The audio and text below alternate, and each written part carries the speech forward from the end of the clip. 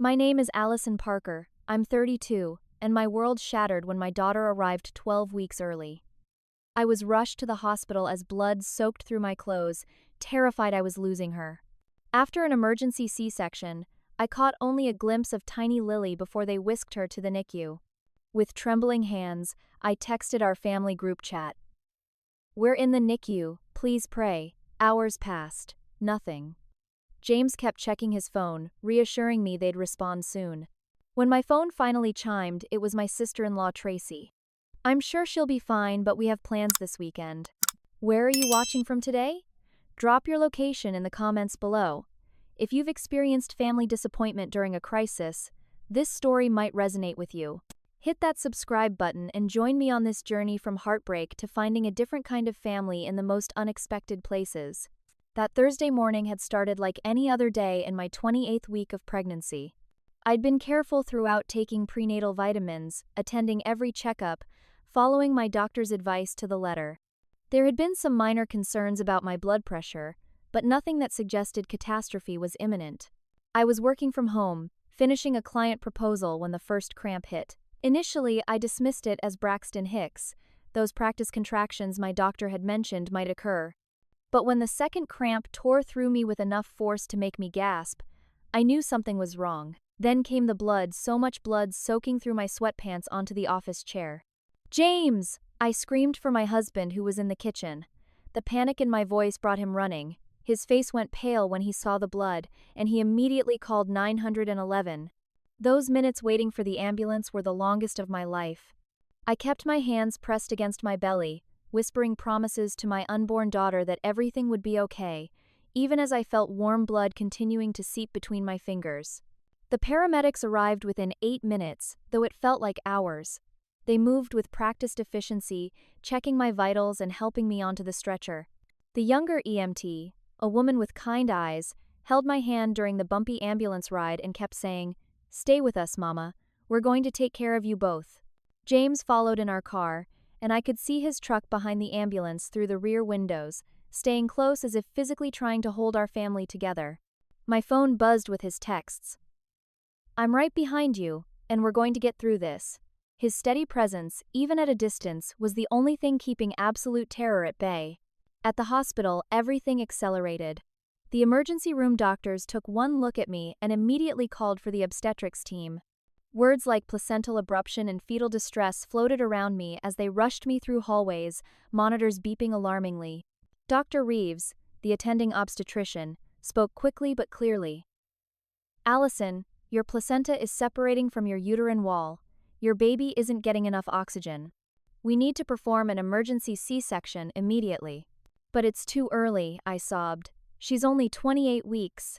"Every minute counts now," she replied, already signing forms that James was handed to authorize the surgery. "We have an excellent NICU team standing by." The anesthesiologist explained he'd be giving me a spinal block rather than general anesthesia so I could be awake for the birth. Everything happened so fast that I barely had time to process. James was allowed to quickly kiss me before they wheeled me into the operating room, promising to call our families while I was in surgery. The operating room was blindingly bright and cold. I shivered uncontrollably as they positioned me on the table. A blue surgical drape was raised, blocking my view of my lower body. The anesthesiologist stayed near my head, explaining each sensation I might feel.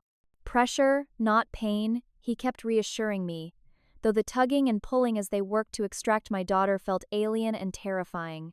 At 2:37 p.m., I heard a tiny, weak cry, nothing like the robust wailing I'd imagined for my daughter's entrance into the world. Dr. Reeves announced, "She's here, Allison. We're taking her directly to the NICU team." The nurse briefly brought my daughter close enough for me to see her tiny, red and wrinkled, smaller than a doll at only 2.5 pounds. Her little chest worked visibly hard with each breath. I barely had time to whisper, "Hello, Lily," before they rushed her away. As the surgical team worked to close my incision, Dr. Reeves shared statistics I wasn't prepared to hear. Babies born at 28 weeks had about a 90% survival rate, but many faced complications including lung problems, infections, and developmental delays. Each word felt like another cut into my already battered body. The recovery room was a blur of pain medication and tears. James appeared at my bedside, his eyes red from crying, clutching his phone. "I've been trying to reach everyone," he said. "Your parents aren't answering, neither is Beth or Rick." My sister and brother's silence was as painful as the surgical wound throbbing beneath my bandages. That first night was the hardest. Physical pain from the C-section made every movement excruciating, but being separated from Lily was far worse. A kind night nurse named Marissa brought me the first photo of my daughter in her incubator, tiny limbs connected to monitors, a ventilator helping her breathe, her translucent skin revealing blue veins beneath. "She's a fighter," Marissa said gently. "You can tell by how she grips the nurse's finger." The image both devastated and strengthened me. James and I decided to send a group text rather than individual messages to save time and ensure everyone got the same information. We needed our family now more than ever. The group text James sent from my phone was simple but urgent. "We're in the NICU. Please pray for baby Lily. Born today at 28 weeks, only 2.5 pounds. Critical but stable. Allison recovering from emergency C-section. Could really use your support and prayers right now." We included my parents, my sister Beth, brother Rick and his wife Tracy, plus my 2 aunts and uncle who had always been close. These were the people who had celebrated every milestone in my life, the family who had always shown up for birthdays, graduations, and crises. When my appendix burst during college finals, they'd taken shifts staying with me in the hospital. When James' father had a heart attack last year, my family had helped us book emergency flights to Arizona and brought meals for weeks after we returned. That history made the silence that followed our text even more bewildering. An hour passed, then 2. James kept checking his phone, assuring me they were probably just busy and would respond soon. "Your mom might be at her book club," he suggested, "and Rick's probably still at work." By evening, my anxiety had reached fever pitch. The nurses had encouraged me to rest, explaining that my body needed to recover from major surgery. But how could I sleep not knowing if my baby would survive the night and with my family's inexplicable silence hanging over me? Finally, at 7:43 p.m., over 5 hours after our initial message, my phone chimed. My heart leapt, then immediately sank as I read Tracy's response. "I'm sure she'll be fine, but we have plans this weekend. Maybe next week would work better for visits." The dismissive tone left me speechless. James read the message over my shoulder and muttered something I'd never heard from him before. "That's it?" I whispered. "That's all they have to say when our daughter might not survive?" James immediately tried calling my parents directly. The call went straight to voicemail. Same with Beth and Rick. It was as if they were deliberately avoiding us. Meanwhile, the nurse had shown me how to access the NICU's secure webcam system, where I could watch Lily in her incubator when I couldn't be physically present. I found myself staring at the screen, tears streaming down my face, feeling more alone than I ever had in my life. Around 9 that evening, James discovered something that turned our confusion into certainty that something was wrong. "Allie, look at this," he said, showing me his phone. There on Instagram was a photo posted by my sister Beth, just 30 minutes earlier, a smiling selfie at a restaurant with the caption, "Friday night fun with the fam." The image showed my parents, Rick, Tracy, and my aunts all raising glasses in a toast. They hadn't missed our message. They had seen it and chosen to go out for dinner instead of responding or coming to the hospital. The realization felt like physical pain on top of my surgical wounds. James called Beth's phone immediately. It rang twice before being declined. Nurse Amy came in to check my vitals and found me sobbing uncontrollably. My blood pressure had spiked dangerously high, prompting her to call for the on-call doctor. "You need to try to stay calm for your recovery and for your baby," she urged, though her eyes held sympathy. "Is there someone else we can call for you?" I shook my head, unable to explain the depth of the betrayal I felt. James filled her in quietly while the doctor prescribed a mild sedative to help me sleep. Before the medication took effect, I remembered something. There had been tension at our last family dinner when James had disagreed with my father about a political issue. The disagreement had seemed minor at the time, but my father had grown unusually quiet afterward. Was that somehow connected to this silence? It seemed impossible that my entire family would abandon us during the most frightening moment of our lives over a dinner table disagreement.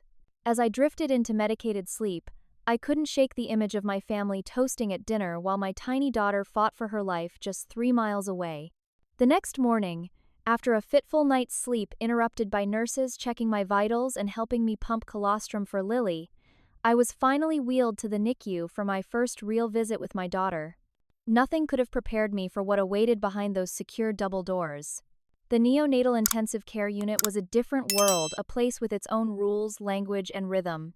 The sounds hit me first, the constant beeping of monitors, the whoosh of ventilators, the occasional alarm triggering a calm but rapid response from nurses.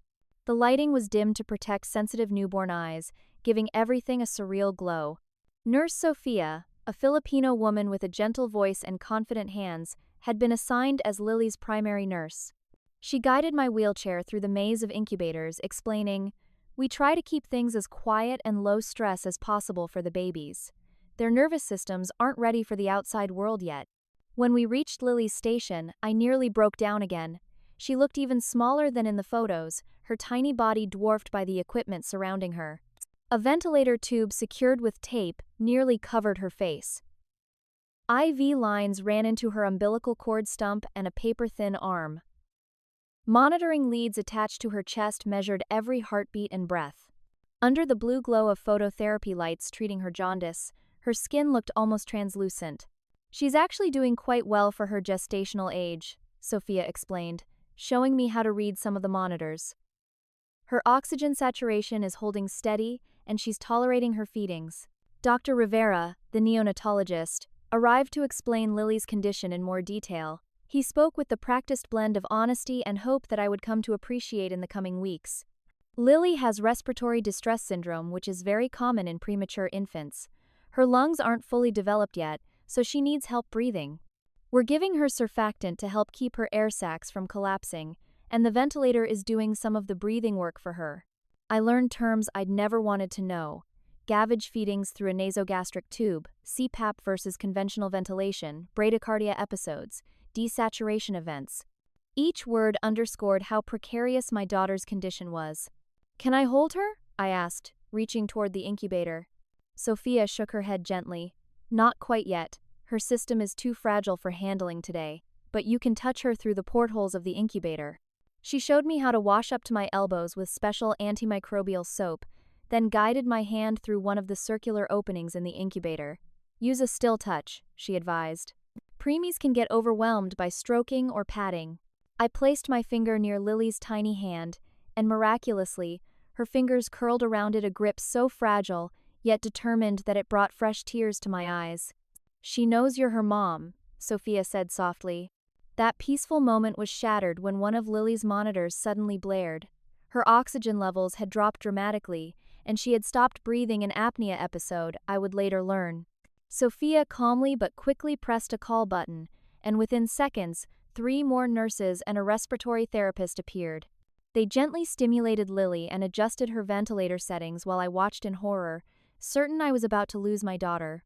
"This happens with preemies," Dr. Rivera explained after Lily stabilized. "Their breathing control centers aren't fully developed yet. It's scary, but we're monitoring her constantly." Throughout that first day in the NICU, I checked my phone obsessively, still hoping for messages from my family. Nothing. James had left multiple voicemails for everyone and sent several more texts. The silence felt deliberate now, a statement rather than an oversight. During my afternoon NICU visit, I met Keisha, another NICU mom whose son Jamal had been born at 27 weeks, just a day before Lily. Unlike me, Keisha's room was filled with flowers, balloons, and family members taking turns visiting both her and the baby. "My folks have practically moved into the waiting room," she told me with a tired smile. "They're driving me crazy, checking in every hour, but I'm grateful. This is a hard road to walk alone." I nodded, unable to explain my empty room and silent phone. The contrast between our situations made the family abandonment even more glaring. Why was Keisha's family camped out in support while mine couldn't even send a text message? James took emergency family leave from his construction management job, becoming my constant support. He divided his time between helping me recover and sitting beside Lily's incubator, talking softly to her about the nursery he'd finished painting once she came home. His boss had been immediately supportive, but our financial situation quickly became another source of stress. With both of us out of work, me on medical leave from my freelance graphic design business and James using unpaid leave and the mounting hospital bills, our savings would be quickly depleted. But financial worries paled in comparison to the moment on day 2 when Lily had a severe breathing crisis, requiring the medical team to resuscitate her while we watched helplessly. As her oxygen levels dropped and the alarms blared, Dr. Rivera intubated her with hands that never trembled despite the high stakes. Watching my tiny daughter's chest being compressed during CPR was the most terrifying experience of my life. "She's a fighter," Dr. Rivera assured us afterward. "But I want to prepare you, this is likely just the first of many ups and downs. The NICU journey is rarely a straight line to improvement." That night, alone in my hospital room, while James finally went home to shower and change clothes, I tried once more to reach my parents.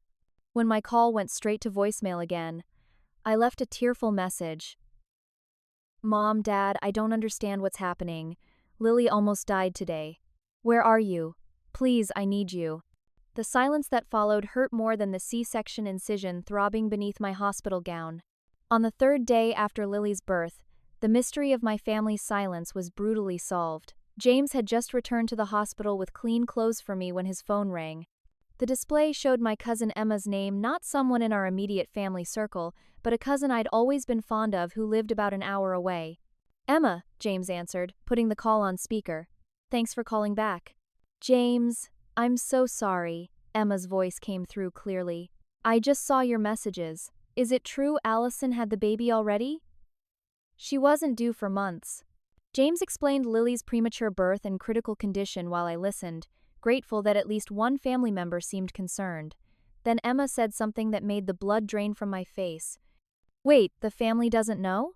Aren't they all together this weekend for the lake house trip?" James and I exchanged confused glances. "What lake house trip?" he asked. There was an uncomfortable pause before Emma responded, "Oh God, I thought you knew. Aunt Patricia rented that big lake house for the weekend. Everyone's there, your parents, Beth, Rick and Tracy, even the aunts and uncles. They've been planning it for weeks." "Emma," James said carefully, "we texted everyone in the family group chat that Lily was born and in the NICU." Tracy responded saying they had plans but didn't mention what they were. Another pause. There's another group chat," Emma admitted reluctantly. "Without you two, I'm only in it because they needed to know my schedule. I assumed you knew about the trip." "What do they say about us in this chat?" I asked, my voice barely a whisper. Emma hesitated again. "I should go. I've already said too much." "Please," I begged. "I need to know why my family has abandoned us during the worst moment of our lives." After what felt like an eternity, Emma sighed. "They've been talking about you and James, planning some kind of intervention about your relationship. It's been going on for months." My hands started shaking so badly that James took the phone. "Emma, we need to see these messages. Can you screenshot them?" Within minutes, my phone dinged with incoming images, dozens of screenshots showing months of family discussions about us. The most recent messages made me physically ill. My mother had written, "Allison made her choice with James. She can deal with the consequences. This weekend is about family unity." My father, who had walked me down the aisle just 2 years ago with tears in his eyes, had replied, "Agreed. She'll come to her senses eventually when she realizes she needs us." More messages scrolled by as Emma continued sending screenshots. My brother Rick dismissing my emergency C-section as typical Allison drama to get attention. My sister Beth suggesting my premature birth was probably caused by her stress and poor choices. And most devastating, my sister-in-law Tracy organizing the lake house weekend specifically during my due date month, writing, "She'll be too busy with the baby to notice we're not there. And by then maybe she'll have learned her lesson about family loyalty." The messages revealed that my family had been pulling away throughout my pregnancy, a coordinated response to what they perceived as my choosing James over them. The rift I'd sensed but couldn't quite identify had been deliberately created, nurtured, and maintained by the people I thought loved me unconditionally.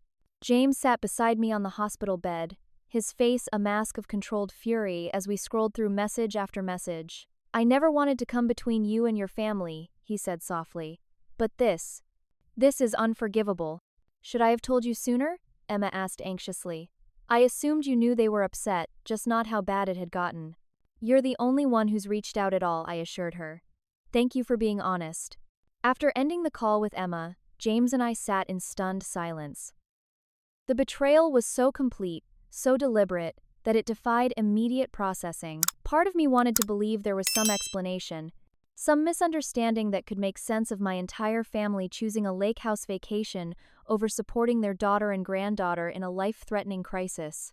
James, always more direct than me, decided to confront the situation head-on. He called my mother's phone, and to our surprise, she answered. The conversation was brief and devastating.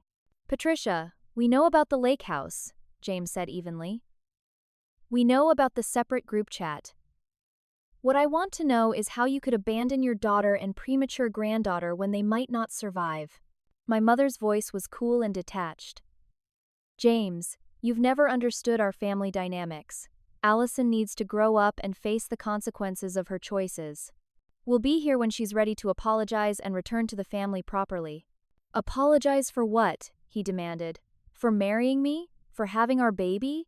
For choosing an outsider over her blood, my mother replied before hanging up. I curled into a ball on the hospital bed, physical pain from my C-section mingling with the emotional agony of realizing my family had not just abandoned us in crisis, they had planned and coordinated that abandonment as punishment. The people who should have been our strongest support system had become our most painful wound. The roots of my family's rejection stretched back 3 years to when I first brought James home to meet them. Looking back, the signs were there from the beginning, though I'd been too in love to recognize their significance. My family lived in Oakbridge Estates, an affluent suburb where neighbors compared private school acceptances and country club memberships. My father, Richard Parker, was a corporate attorney, and my mother, Patricia, maintained our family's social calendar with the precision of a military campaign. My siblings Beth, a pharmaceutical sales representative, and Rick, who worked at my father's firm, had followed prescribed paths toward what my parents considered success. I had too, until I met James. With my marketing degree from an Ivy League university and position at a prestigious advertising firm, I was dating Bradley Thompson, the son of my father's golf partner and heir to a regional banking fortune. My parents had practically started planning our wedding after our third date. Then a routine car repair introduced me to James Harris, a mechanic with grease-stained hands and the most genuine smile I'd ever seen. He'd fixed my car and asked me out for coffee in the same breath. Something about his confidence and lack of pretension captivated me. 3 months later, Bradley was history, and James was the center of my world. The dinner where I first introduced James to my family was excruciating. My mother's smile froze when she learned he was a mechanic, though he'd recently been promoted to service manager.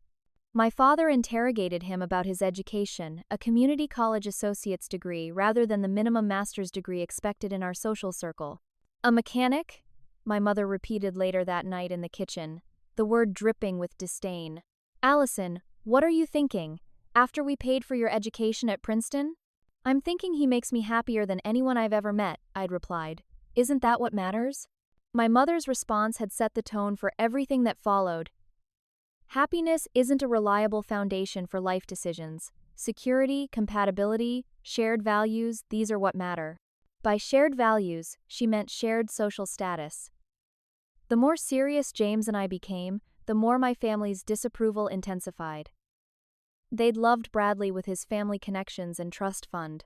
James, with his working-class background and straightforward manner, represented everything they sought to distance themselves from.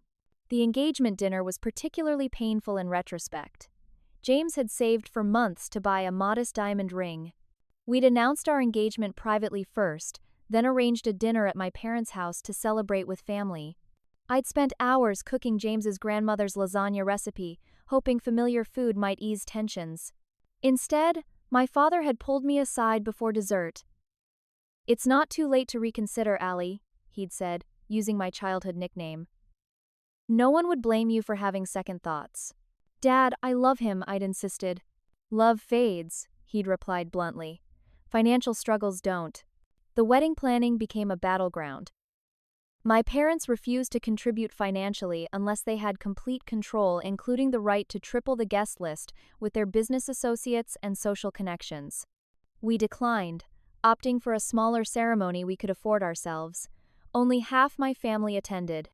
My father walked me down the aisle with a stiffness that broke my heart, and my mother cried throughout the ceremony, not tears of joy, but what looked like mourning.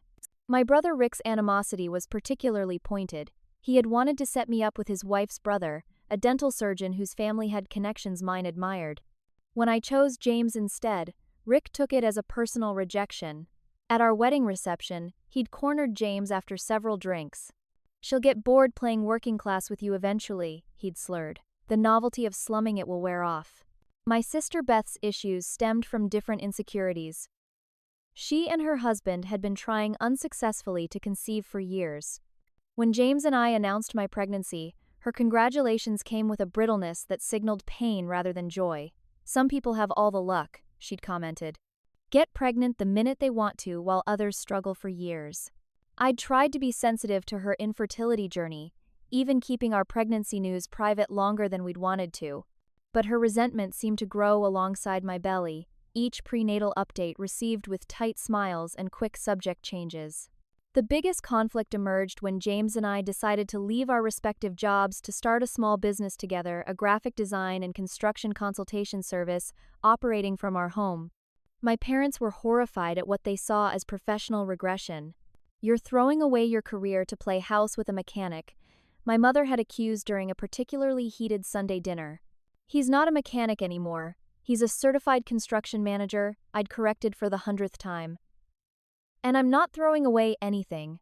I'm choosing flexibility and creative control over corporate politics." "You're choosing poverty and instability," my father had countered. "What happens when the baby comes and you can't afford proper childcare or private school?" When we'd announced the pregnancy, there had been a brief, false reconciliation. My mother had organized a baby shower, though I later realized it was more for her social circle than for me. The gifts came with strings, subtle reminders that my parents could provide what James and I might struggle to afford on our own. Now, reviewing the screenshot messages Emma had sent, I recognized all the signs I'd missed during my pregnancy.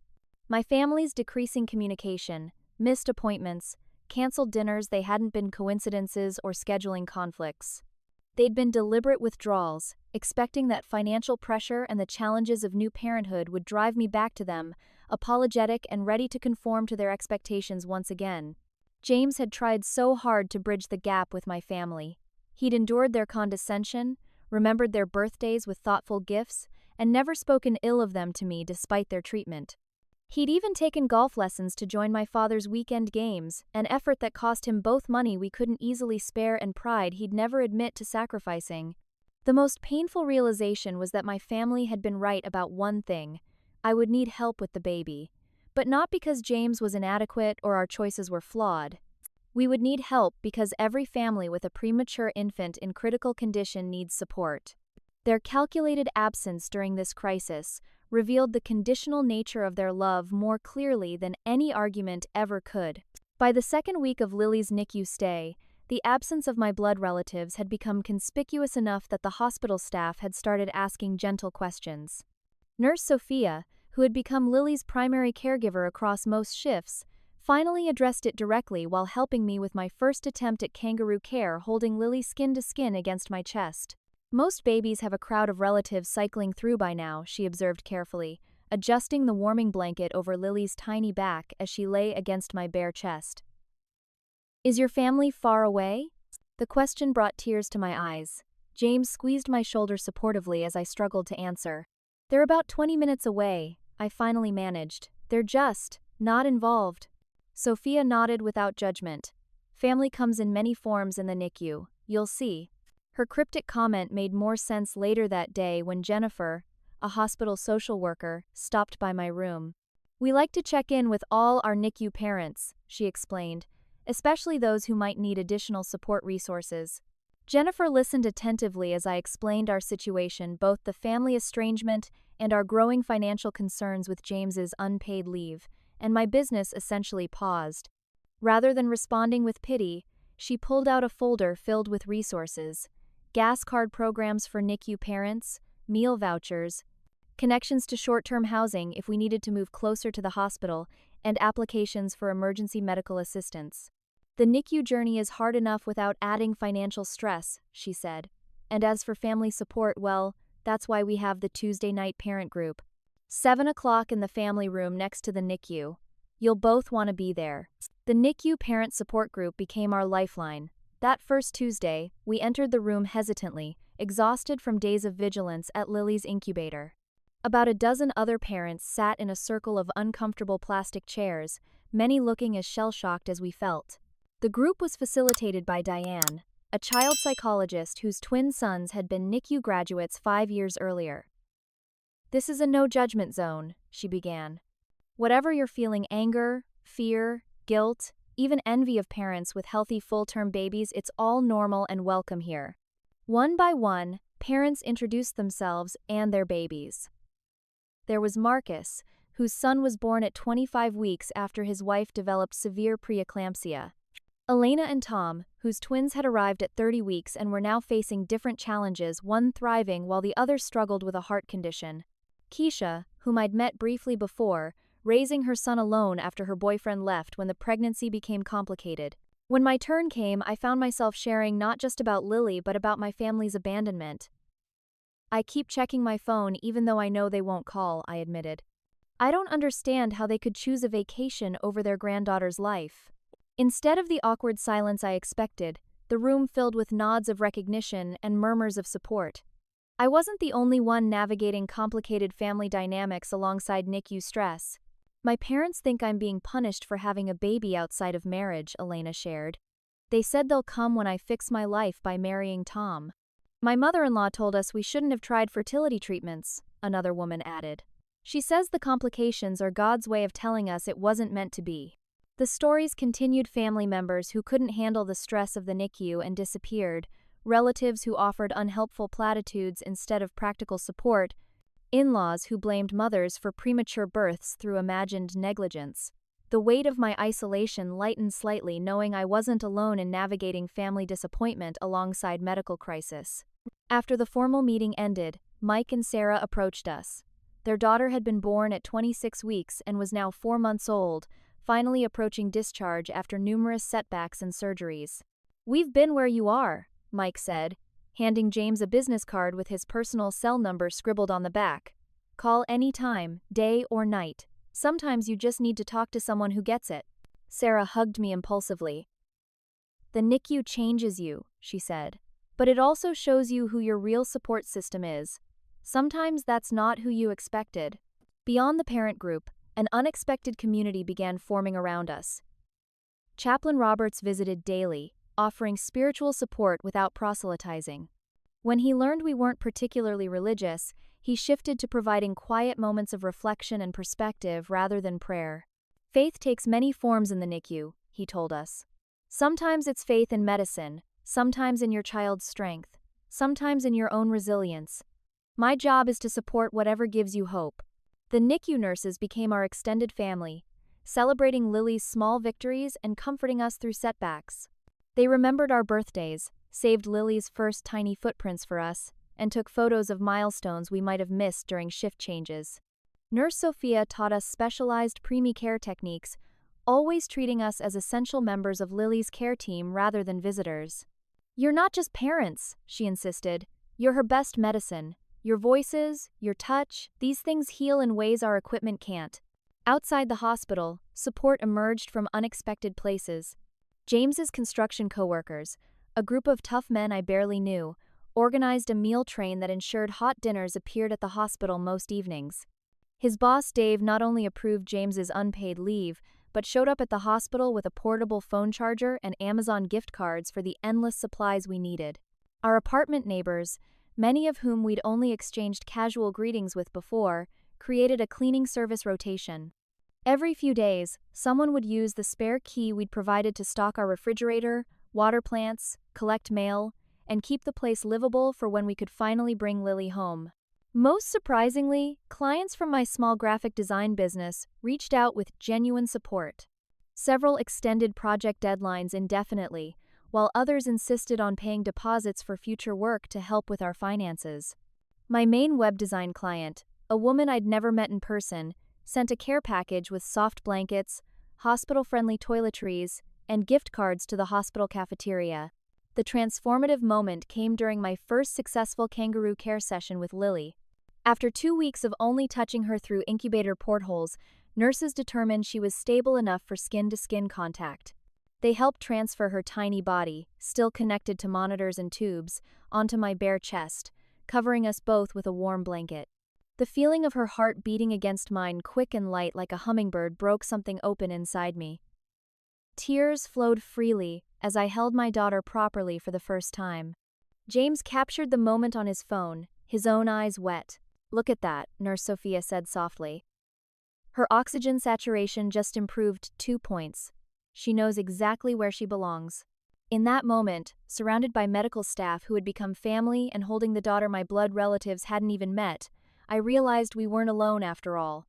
We had built a community of chosen family people who showed up not from obligation but from genuine care.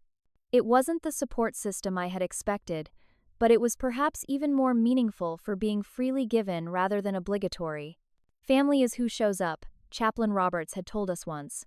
Looking around at the NICU staff, who knew Lily's every habit and need, at James, who hadn't left my side despite exhaustion, at the messages from new friends offering whatever help we needed, I finally understood what he meant. 3 weeks into Lily's NICU stay, we hit a devastating setback. Dr. Rivera's morning rounds revealed an elevated white blood cell count and slight temperature signs of infection that could be catastrophic for a premature baby with an underdeveloped immune system. "We're starting broad-spectrum antibiotics immediately," he explained as nurses added yet another medication to Lily's IV. "We'll culture to identify the specific bacteria, but we can't wait for results." The next 48 hours were some of the most terrifying of our NICU journey. Lily's oxygen requirements increased, and she became lethargic, barely responding to our voices. Each time the monitors alarmed, which seemed almost constant now, I felt my own heart stop until the nurses stabilized her again. James and I had been practically living at the hospital, sleeping in shifts on the parent room's pull-out couch. During one of my brief returns home to shower and change clothes, I made a decision I would later regret, posting a short update on social media. The post was simple, a heavily filtered photo of Lily's hand gripping my finger with the caption, "Fighting a serious infection. Please keep our little warrior in your thoughts. Day 23 inches the NICU and the hardest yet." I hadn't specifically addressed my family or tagged anyone, but the post sparked an unexpected backlash. Within an hour, my sister Beth had sent a private message that made my blood boil. "Public attention? Seeking again? Some things should be kept private. If you really wanted family support, you'd actually call us instead of broadcasting for sympathy from strangers." The accusation was so backward it left me speechless. We had called, we had texted, we had left voicemails. The deliberate gaslighting infuriated me, but I was too focused on Lily's infection to engage. The situation escalated dramatically the next day when hospital security called the NICU, alerting staff that 3 women claiming to be my mother and sisters were demanding access to see the baby.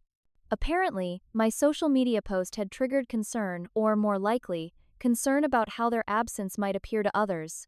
Nurse Sophia immediately implemented protective protocols, asking if we wanted these family members to have access. After a moment of painful consideration, I shook my head. "Not now," I decided. "Lily's too vulnerable, and I can't handle that confrontation while she's fighting infection." James supported my decision completely. "They don't get to show up now and play concerned grandparents and aunts after 3 weeks of silence," he said firmly. When security relayed our decision, my mother apparently became belligerent, insisting that as the grandmother she had rights to see the baby. Hospital security explained NICU visitation was strictly controlled, especially for critically ill infants, and that parent consent was required for all visitors. The confrontation moved from the security desk to the hospital lobby when my mother refused to leave. James went down to handle the situation while I stayed with Lily. Later, he recounted the explosive scene. My mother, Sister Beth, and Aunt Carolyn had ambushed him near the information desk. My mother had immediately launched into accusations. "What have you done to turn my daughter against her family? We raised her better than to deny her own mother access to her granddaughter." James, usually so even-tempered, had finally reached his breaking point. "Where were you 3 weeks ago when we texted that Lily was born?" he demanded. "Where were you when she needed resuscitation? Where were you during the spinal tap, the blood transfusions, the terrifying nights when we didn't know if she'd survive until morning? You were at a lake house, deliberately ignoring us because you don't approve of me." My aunt had tried to intervene, suggesting we were overreacting to their absence. "Babies are born early all the time now," she'd said dismissively. "With modern medicine, it's hardly the crisis you're making it out to be." James had asked them to leave, but my mother had grown louder, attracting attention from other hospital visitors. Security had been forced to threaten to call police before they finally left. That evening, hospital administration implemented a stricter visitor protocol for Lily, requiring ID checks against an approved visitor list. The additional security measure, while reassuring, added another layer of stress to our already overwhelming situation. The family drama wasn't over. My brother Rick, an attorney at my father's firm, sent a threatening text message. "You should know grandparents have legal rights to access their grandchildren. Dad and I are prepared to file if necessary." The threat of legal action during our daughter's medical crisis was the final straw. I collapsed in the NICU parent room, hyperventilating as panic overtook me. The stress of Lily's infection, the ongoing betrayal by my family, and now legal threats combined to break the fragile composure I'd been maintaining. James called for help, and I was admitted to the maternity ward with dangerously high blood pressure and symptoms of post-traumatic stress. Dr. Lind, the OB who examined me, was blunt in her assessment. "Your physical recovery from the C-section is being compromised by extreme stress. If you don't find a way to manage this situation, you'll end up with complications of your own." This created an impossible dilemma for James, torn between staying at my bedside and being with Lily in the NICU. During one agonizing hour when Lily's oxygen levels had dropped critically, he had been forced to choose between us, rushing back to the NICU while I remained sedated under medical supervision. Dr. Rivera intervened with a compassion that still brings me to tears when I remember it. He arranged for a specialized transport team to bring me, hospital bed and all, to the NICU for an hour to see Lily.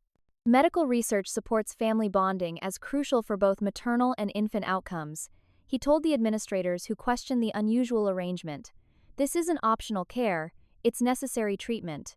The crisis point prompted Jennifer, our social worker, to have a frank conversation about implementing more formal boundaries with my family. "What you're describing, the threats, the ambush at the hospital, the gaslighting, these are serious concerns," she explained. "Have you considered a restraining order?" The suggestion shocked me. A restraining order against my own parents and siblings? But Jennifer gently pointed out that their actions were actively endangering both my health and potentially Lily's by extension. She helped us understand our legal options without pushing us toward any specific decision. The most unexpected support arrived that evening when James' parents appeared in the NICU waiting room.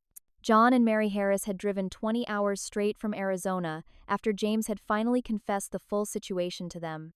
"Why didn't you call us sooner?" Mary asked, embracing James tightly. "We've been wondering why we were only getting short updates." "You have your own health concerns," James explained, referencing his father's recent heart surgery. "I didn't want to worry you." John, a retired construction foreman with calloused hands and a gentle manner so similar to his son's, shook his head firmly. "Family shows up, period. Now, where's our granddaughter?" Their uncomplicated support and practical approach to the crisis provided exactly what we needed. Mary, a retired nurse, understood the medical terminology and helped translate complex information. John organized a schedule to ensure someone was always with either me or Lily, allowing James to occasionally rest. They stayed in our apartment, drove us to and from the hospital, and never once questioned the estrangement from my family. They simply filled the gap with quiet, steady support. With this reinforcement, I found the strength to explicitly define boundaries with my birth family. With Jennifer's guidance, I wrote a formal email rather than engaging in emotional text exchanges. "Due to the stress your behavior has caused during Lily's medical crisis, we cannot allow hospital visits at this time. Legal threats and confrontations at the hospital will result in formal no-contact orders. When we are ready for communication, we will reach out directly." The response was immediate, a flurry of texts and calls that we did not answer. But notably, no further attempts to enter the hospital occurred. Whether from respect for boundaries or fear of legal consequences, my family finally gave us space to focus on what truly mattered, helping our daughter survive. The 1-month anniversary of Lily's birth marked a significant milestone in her NICU journey. Against considerable odds, she had fought off the infection that had nearly taken her life. Her weight had increased to 3 pounds, still tiny, but a remarkable improvement from her birth weight. That morning, Dr. Rivera suggested attempting her first bottle feeding. Her sucking reflex is stronger, and her coordination is improving, he explained. She may only take a few milliliters, but it's an important step toward eventual discharge. Nurse Sophia prepared a specially formulated preemie bottle with just 5 milliliters of my pumped breast milk. With careful instruction, I held the tiny bottle to Lily's lips, watching in wonder as she took her first tentative sucks.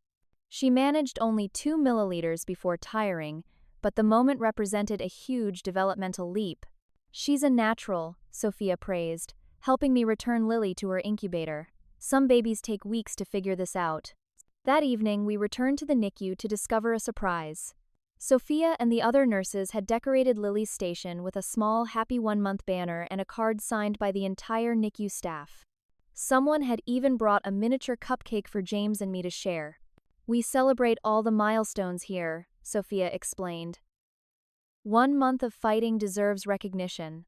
The simple kindness brought me to tears. While my birth family had yet to even meet Lily, these medical professionals who had begun as strangers had become so invested in her journey that they celebrated her life milestones as if she were their own. Outside the hospital, other support systems continued to strengthen. Rebecca, my business partner in our small graphic design firm, had stepped up remarkably to manage client demands. "Focus on Lily," she insisted during our weekly update calls. "The business will be here when you're ready to return." She had restructured project timelines, communicated transparently with clients about my absence, and even brought on a freelancer for urgent deadlines, all while ensuring my ownership share of profits remained intact. Her loyalty demonstrated a level of friendship I hadn't fully appreciated before the crisis. The most surprising development came via email from cousin Emma, who had been my sole family ally through the ordeal. "I've been thinking about you constantly," she wrote. "I finally stood up to Aunt Patricia about the way they're treating you. It didn't go well. I'm now apparently also cut off from family events. But I wanted you to know you're not alone in recognizing how wrong this is." Attached to her message were photos of baby gifts she'd purchased for Lily, adorable preemie outfits, special pacifiers designed for premature infants, and a handmade blanket. "I'd love to bring these by whenever you feel ready for visitors," she added. Emma became our first family ally, breaking from the toxic consensus that had formed against us. Her willingness to face similar rejection rather than participate in the collective punishment spoke volumes about her character. James's parents continued providing stabilizing support, creating a stark contrast between his family culture and mine. Where my parents used withdrawal of affection as control, John and Mary demonstrated love through practical action, grocery shopping, apartment cleaning, hospital transportation without conditions or manipulation. "This is just what family does," Mary said simply when I tried to thank her for the 10th time. Her matter-of-fact response highlighted everything unnatural about my own family's behavior. With physical and emotional support systems in place, I began working with Dr. Torres, a therapist specializing in medical trauma and family estrangement. Our weekly sessions provided a safe space to process not just the NICU experience, but the profound rejection from my birth family. Family estrangement is more common than people realize, Dr. Torres explained during one particularly difficult session. The myths around blood bonds being unbreakable make people suffering through estrangement feel uniquely broken. You're not. Through therapy, I gained perspective on the family dynamics that had laid the groundwork for the current crisis. My parents' conditional love and status consciousness. My siblings' competition for parental approval. The unspoken expectation that family loyalty trumped individual authenticity. These patterns weren't new, they had merely become unignorable during crisis. The most significant moment of growth came when my mother suddenly reached out requesting a hospital visit. The message arrived nearly 5 weeks after Lily's birth. "I think we've all had enough time to cool down. I'd like to come see my granddaughter tomorrow afternoon." 6 weeks earlier, I would have immediately accepted, desperate for any family reconciliation. Now, bolstered by therapy and surrounded by genuine support, I recognized the request for what it was: another attempt at control without accountability. My response was calm but firm. We're not ready for visits yet. When we are, it will need to start with acknowledgement of how hurtful the silence and absence has been during Lily's fight for survival. The sense of empowerment from setting that boundary was transformative. For the first time, I wasn't begging for family connection or accepting scraps of conditional approval. I was defining the terms of potential reconciliation based on what was healthy for me and my new family. Lily continued making remarkable progress. Her breathing support was reduced, then eventually removed altogether as her lungs matured. She gained weight steadily and mastered the coordination of sucking, swallowing, and breathing required for bottle feeding. The monitors alarmed less frequently, and the medical emergencies that had punctuated our early weeks became increasingly rare. Dr. Rivera began using the word discharge in our conversations tentatively at first, then with increasing confidence. "She's not quite there yet," he cautioned, "but she's heading in the right direction. Start thinking about preparing your home." The prospect of finally bringing Lily home brought both excitement and terror. The NICU, for all its stress and medical intensity, provided constant professional supervision. The thought of caring for our medically fragile daughter without the security of monitors and immediate nurse access was daunting. This fear prompted another unexpected connection when Emma arranged a video call with a friend whose child had recently been discharged after a long NICU stay. Their practical advice about home oxygen equipment, medication schedules, and specialized feeding techniques helped transform abstract anxiety into concrete preparation steps. The call also provided something I hadn't realized: I needed context for my family situation. Emma's friend shared that her own mother-in-law had refused to acknowledge her premature grandson's medical needs, consistently downplaying the seriousness of his condition and criticizing parents' protective measures. "Some people can't handle medical fragility," she explained. "It contradicts their need to believe bad things only happen to other families, or that they can control all outcomes through right behavior." This perspective helped me see my family's abandonment less personally. Perhaps their rejection wasn't solely about disapproving of James, but also fear of a situation they couldn't control or predict. Understanding this didn't excuse their behavior, but it helped me release some of the painful questioning about what I could have done differently. As Lily approached her 6-week birthday, I received a text message from my father. "I'd like to meet privately for coffee next week, just you and me." It was the first direct communication I'd received from him since before Lily's birth. After discussion with James and Dr. Torres, I agreed to a brief meeting at a cafe near the hospital. The location would allow me to leave easily if needed, while keeping the interaction separate from Lily's protected space in the NICU. The meeting would become another turning point in this journey, though not in the way any of us expected. The day Lily was finally cleared for discharge arrived exactly 7 weeks after her premature birth. She weighed 5 pounds, even still tiny compared to full-term newborns, but more than double her birth weight. Her skin had filled out from translucent to a healthy pink, and the constant monitor alarms had been replaced by stretches of peaceful breathing. Dr. Rivera conducted his final examination with a mixture of professional thoroughness and genuine affection that had come to characterize his care. "She's ready," he announced, checking off the last box on his discharge form. "Her car seat test was successful, her feeding is established, and her oxygen levels remain stable even during sleep." The NICU had a tradition for discharge days, a graduation ceremony where the baby walked through a tiny cap and gown held by staff members. Nurses from all shifts had gathered to celebrate Lily's graduation, many coming in on their day off just to be present. Sophia, who had been with us from the first day, carefully dressed Lily in a special outfit we had brought for the occasion. "You know she's one of my favorites," Sophia whispered, adjusting Lily's tiny hat. "I'm going to miss this little fighter."